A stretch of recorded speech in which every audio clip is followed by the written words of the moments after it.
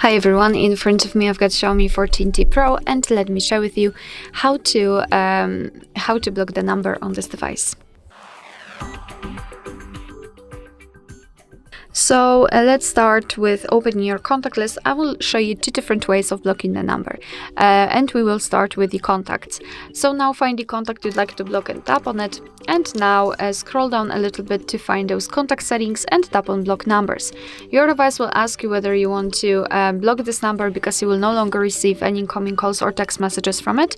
So just tap on block, and as you can see, we've got this characteristic icon, which means that from now on this number is blocked. Of course, you can unblock it the same way right here, but let me leave it like this. We will check whether it will appear on the blacklist, which is the section we will enter right now. So all we have to do is to tap on the settings, enter the settings, and it does not really matter whether you will be on the contacts, recents or favorites. Just tap on the three dots icon in the right upper corner and enter the settings. Here we have to find blocked numbers, and this is our blacklist, and that's the number we blocked from our contacts, which means that the previous option also works.